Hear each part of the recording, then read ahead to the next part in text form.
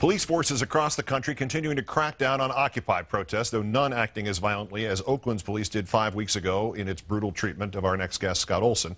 In our third story tonight, even as police continue to raid camps and make arrests, protesters persevere, some now even directly confronting high-ranking politicians and banks.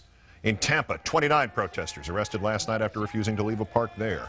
Meantime, in Boston, 3 arrested after Occupy members brought a large sink to the encampment. Police saying they were not allowing new construction material and, quote, took custody of the property. A sink. It is now everything, including the kitchen sink. Despite the ongoing crackdowns, occupiers now taking their movement to politicians themselves. Protesters interrupting Herman Cain's speech at Middle Tennessee State University in Murfreesboro last night. I want to be president of something for somebody somewhere, doing anything as long as it's legal. I had achieved my dream to become a VP.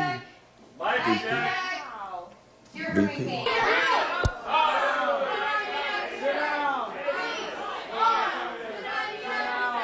Y'all done yet?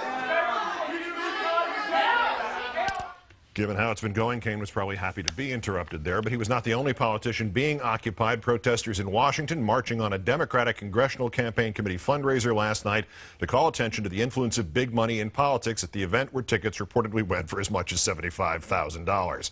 Representative Donna Edwards, the Democrat of Maryland, who attended the event, expressing her support for the movement, saying she wants public financing of elections to eliminate the need for high-priced fundraisers. I stand by the 99%. I stand by the 99%. In my district. Are the 99%. Are the 99%. People who've lost their homes. People who lost their homes. People who've lost their jobs. People who lost their jobs. It's not fair. It's not fair. It's not right. It's not right. And it's time for us to occupy America. It's time for us to occupy America.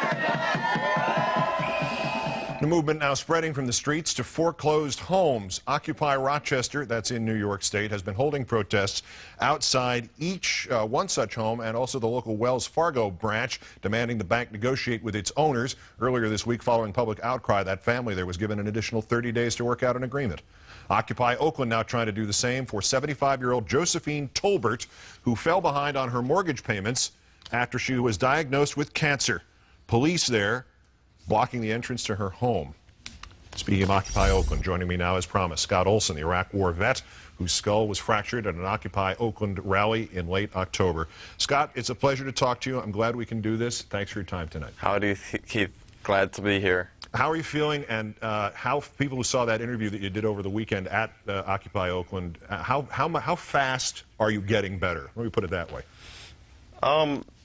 It's difficult to say. Every time I run into somebody new who I haven't seen for quite a while, they're surprised how much I'm doing better. Every time I check in with my doctors, every time I check in with any friends, they see the change faster than I do. I would imagine that's true. Do you find it frustrating, or has the support that you've gotten nationwide actually contributed to this process? Not to have everybody pat themselves on the back, but I mean, has it been of any practical value to you?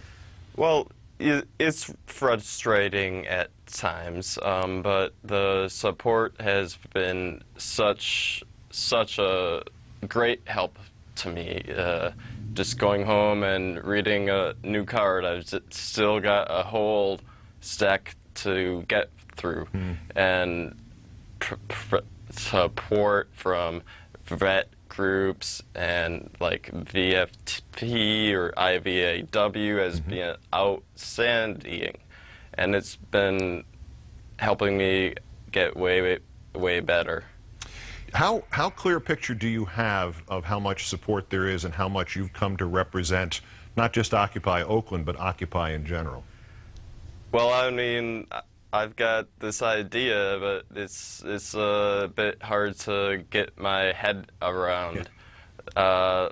I was out on the streets of San Francisco today, and 3 or 4 people who you wouldn't expect to be involved with politics, you know, they recognized me and they sought me.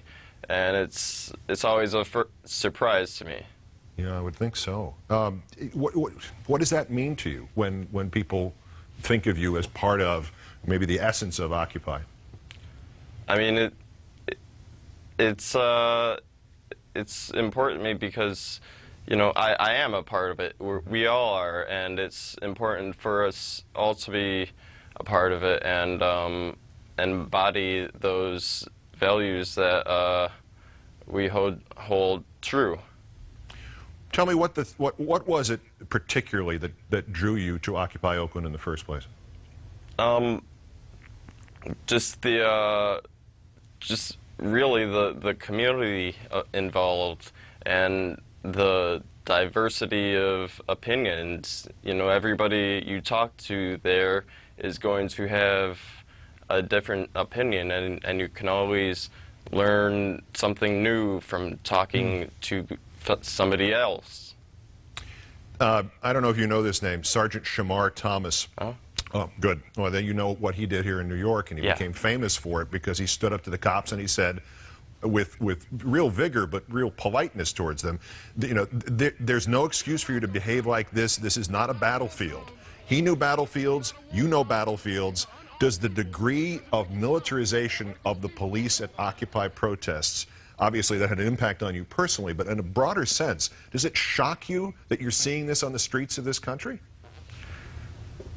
I don't know. It's on one hand, it shocks me a lot. On the other hand, it doesn't, because our nation's peace officers have been militarized over the past 10 years to combat terrorism, but they're combating anybody with an opinion.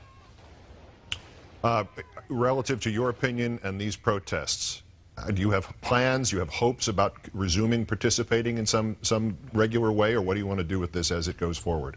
I'm excited to get back involved, and I'm trying to plan on how I can get back involved and be an asset to the Occupy movement. But, you know, I have to make sure I stay safe.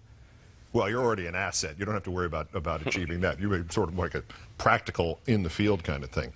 Let me sum it up this way. What do you want, having been through all that you've been through involved in this, what do you want to see Occupy achieve, long-term, short-term, however you want to put it? I mean, really, I just want to see more people get involved with real democracy, to build a democratic nation. With that, I think we need to end our wars, all of them, and that'll do our country a great service.